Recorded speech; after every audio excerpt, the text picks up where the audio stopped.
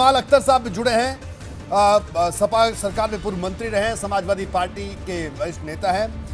कमाल अख्तर साहब बताइए, असीम वकार साहब को आपने सुना, ओवैसी साहब ने आज कहा कि अब उत्तर प्रदेश में MY फैक्टर नहीं चलेगा और AIMIM का कहना है, जिस तरह से अभी वकार साहब ने कहा कि साहब ऐसे नहीं चलेगा जैसे पहले चलता आ रहा था। क्या कहना है आपका? रोहित जी, हिंदुस्तान एक लोकतांत्रिक देश है और हर आदमी को जब चुनाव होते हैं, हर पार्टी को चुनाव लड़ने का अधिकार है और वो चुनाव लड़ती है। आज MY का सवाल नहीं है, आज सवाल है बेरोजगारी का, आज सवाल है गरीबी का, आज सवाल है शिक्षा का, आज सवाल है स्वास्थ्य का। ये जो भारतीय जनता पार्टी और उसके साथ काम करने वाले लोग हैं, वो चुनाव आते ही जो दूसरी तरफ डाइवर्ट करके लोगों को बहकाने का काम करते हैं। उत्तर प्रदेश की जनता इस चीज से जाग चुकी है और उत्तर प्रदेश की जनता का नौजवान खड़ा हो चुका है।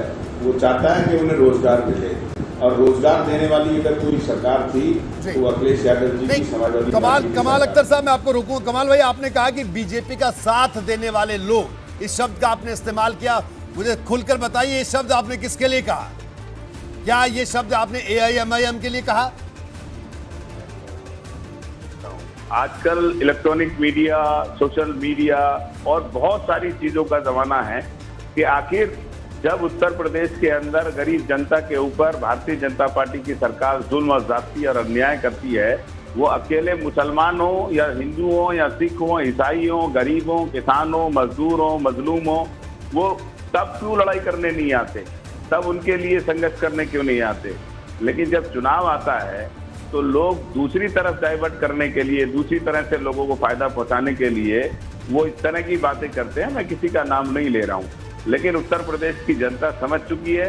उत्तर प्रदेश की जनता का नौजवान और किसान और मजदूर, जो हालत कोरोना काल के अंदर इस उत्तर प्रदेश के अंदर गरीबों की हुई, मरने वाले अकेले मुसलमान हिंदू नहीं थे, मरने वाले जो भी इंसान थे वो थे जिन्हें इलाज नहीं मिला, जिन लोगों को ऑक्सीजन नहीं मिली, जिन लोगों को अस्पताल के अंदर बेड नहीं मिले।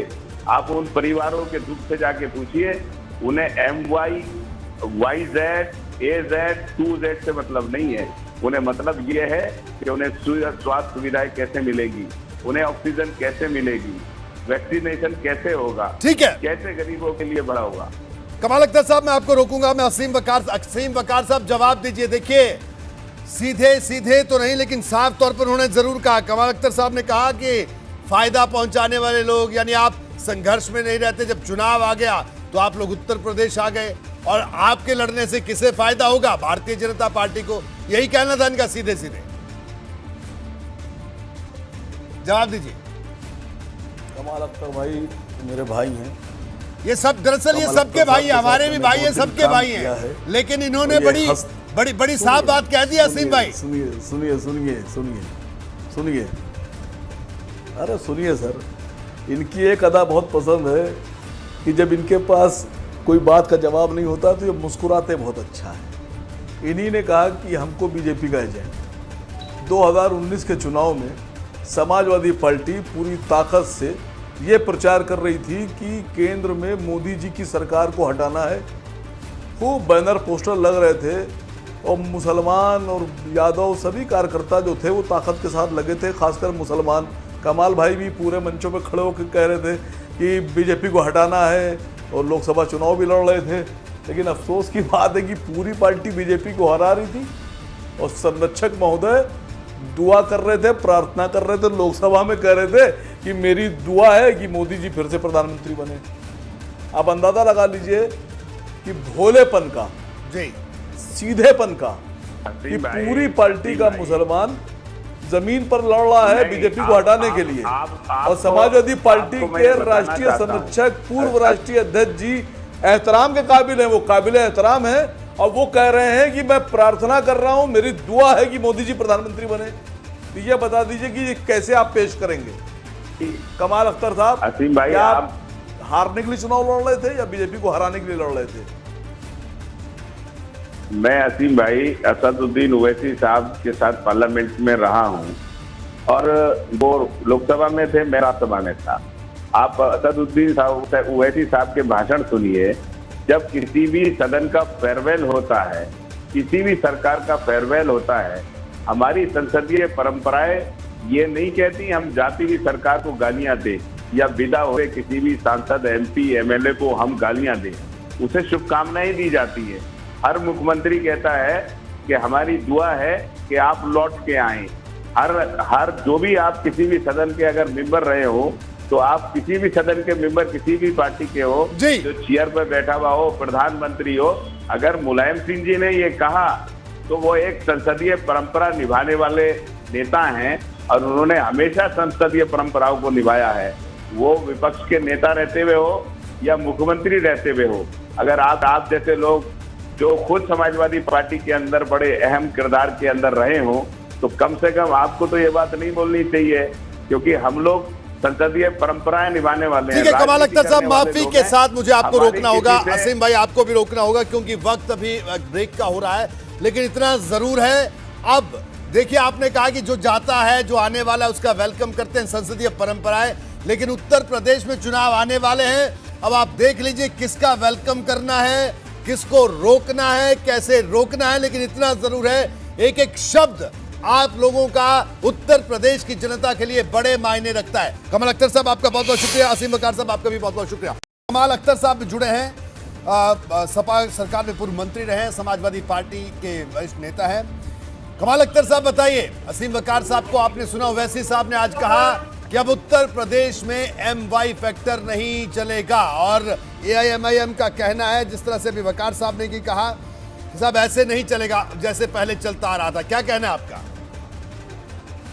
रोहित जी, हिंदुस्तान एक लोकतांत्रिक देश है और हर आदमी को जब चुनाव होते हैं, हर पार्टी को चुनाव लड़ने का अधिकार है और वो चुनाव लड़ती है। अधिकार है और वो चुनाव लड़ती है। आज MY का सवाल नहीं है, आज सवाल है बेरोजगारी का, आज सवाल है गरीबी का, आज सवाल है शिक्षा का, आज सवाल है स्वास्थ्य का। ये जो भारतीय जनता पार्टी और उसके साथ काम करने वाले लोग हैं, वो चुनाव आते ही जो दूसरी तरफ डाइवर्ट करके लोगों को बहकाने का काम करते हैं। उत्तर प्रदेश की जनता इस चीज से जाग चुकी है और उत्तर प्रदेश की जनता का नौजवान खड़ा हो चुका है। वो चाहता है कि उन्हें रोजगार मिले, और रोजगार देने वाली अगर कोई सरकार थी तो अखिलेश यादव जी की समाजवादी कमाल अख्तर साहब मैं आपको रोकूंगा। कमाल भाई, आपने कहा कि बीजेपी का साथ देने वाले लोग, इस शब्द का आपने इस्तेमाल किया, मुझे खुलकर बताइए ये शब्द आपने किसके लिए कहा? क्या ये शब्द आपने AIMIM के लिए कहा?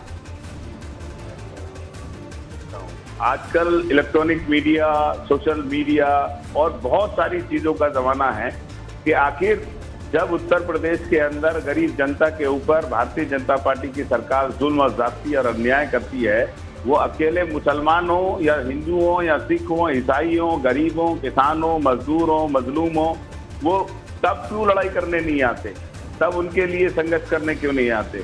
लेकिन जब चुनाव आता है तो लोग दूसरी तरफ डाइवर्ट करने के लिए, दूसरी तरह से लोगों को फायदा पहुंचाने के लिए वो इस तरह की बातें करते हैं। मैं किसी का नाम नहीं ले रहा हूं, लेकिन उत्तर प्रदेश की जनता समझ चुकी है। उत्तर प्रदेश की जनता का नौजवान और किसान और मजदूर, जो हालत कोरोना काल के अंदर इस उत्तर प्रदेश के अंदर गरीबों की हुई, मरने वाले अकेले मुसलमान हिंदू नहीं थे, मरने वाले जो भी इंसान थे वो थे जिन्हें इलाज नहीं मिला, जिन लोगों को ऑक्सीजन नहीं मिली, जिन लोगों को अस्पताल के अंदर बेड नहीं मिले। आप उन परिवारों के दुख से जाके पूछिए, उन्हें MY, YZ, AZ, 2Z से मतलब नहीं है। उन्हें मतलब ये है कि उन्हें स्वास्थ्य सुविधाएं कैसे मिलेगी, उन्हें ऑक्सीजन कैसे मिलेगी, वैक्सीनेशन कैसे होगा, ठीक है, कैसे गरीबों के लिए बड़ा होगा। कमाल अख्तर साहब मैं आपको रोकूंगा, मैं असीम वकार साहब जवाब दीजिए। देखिए, सीधे सीधे तो नहीं, लेकिन साफ तौर पर उन्होंने जरूर कहा, कमाल अख्तर साहब ने कहा कि फायदा पहुंचाने वाले लोग, यानी आप संघर्ष में नहीं रहते, जब चुनाव आ गया तो आप लोग उत्तर प्रदेश आ गए, और आपके लड़ने से किसे फायदा होगा? भारतीय जनता पार्टी को। यही कहना था इनका सीधे सीधे। जवाब दीजिए। कमाल अख्तर भाई मेरे भाई हैं, ये सब दरअसल ये सबके भाई हैं, हमारे भी भाई हैं, सबके भाई हैं, लेकिन इन्होंने बड़ी साफ बात कह दी। असीम भाई सुनिए सुनिए सुनिए सुनिए सुनिए, अरे सुनिए सर, इनकी एक अदा बहुत पसंद है कि जब इनके पास कोई बात का जवाब नहीं होता तो ये मुस्कुराते बहुत अच्छा है।